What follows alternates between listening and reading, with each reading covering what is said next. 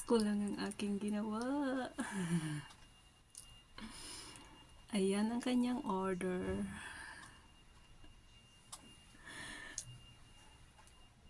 See? I hope she will like it. Hindi pa siya tapos. Pero pwede na to. Pwede na to. Lagyan mo lang siya ng ribbon.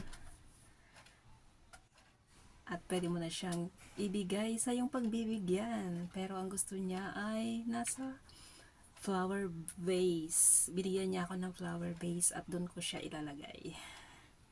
So, diba? Lalagyan ko siya ng flower vase dito. Itutusok ko siya sa flower vase. Binigyan niya ako ng flower vase. Diba?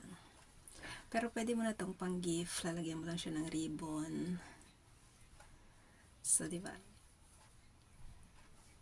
I hope she will like it.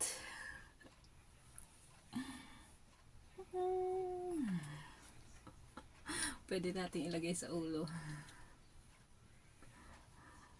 Kasing laki ng ulo ko.